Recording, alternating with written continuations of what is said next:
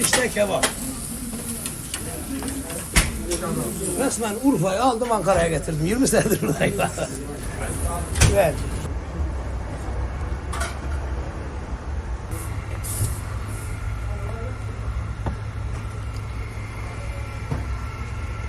Başka bir şey var mı? 20 senedir buradayım. Keko babanın yeri diye. Allah'a şükürler olsun işte. 20 ekmekle başladık, bu duruma geldik. Burası 1011 kavşağı, Turgut Özal Bulvarı. İskitler, Ankara. Evet. Herkesi bekliyoruz. Herkes de beni bilir. Yani 20 senedir buradayım, beni Ankara dışında da bilebilirler.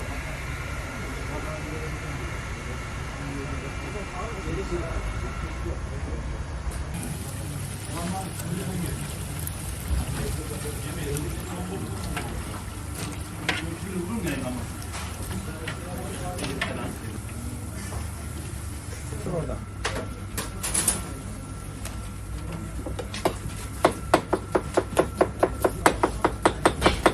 Afiyet sürpriz.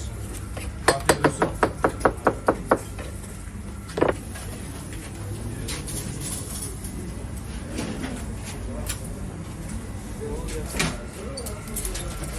Birazdan tatlı yapacağım, onu da çekersin. Sadece kuzu ciğer çıkacak. Hızlı abi. Bir yürek, bir ciğer. Bir de 2,5. Tabii ki. İki adam. İki alana paketi veriyorum. Bu kaç kişiyiz?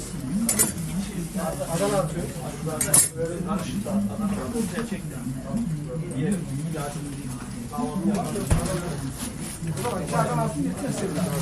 İki Adana atıyor. İki Adana paket. Evet. 2 kuzu paketi veriyorum abi.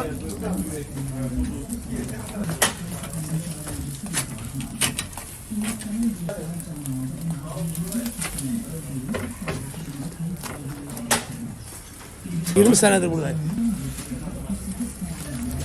Burada kaç kişiyiz? Salih.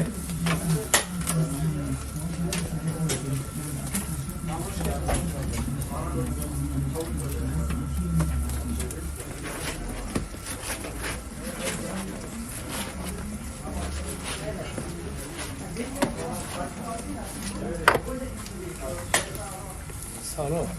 Geçeyim oraya. Kaç lira verirsin? Oraya verirsin.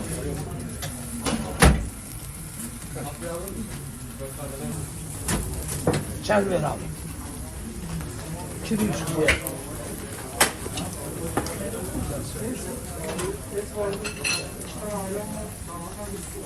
Yapma. Kamera çekiyi yapma. Salih Usta 24 lira.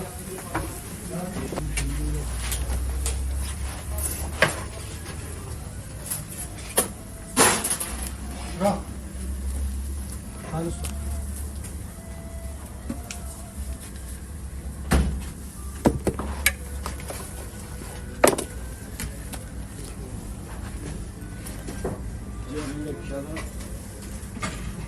İki 1,5 diye. Evet.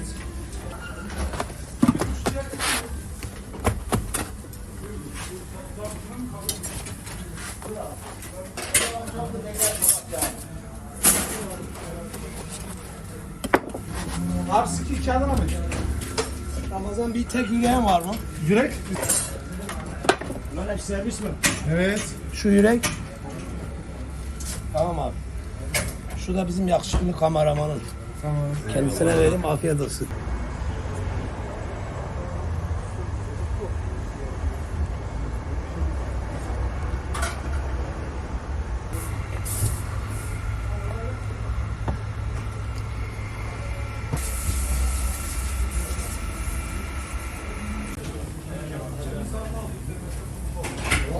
Zaman kardeşim hocam da.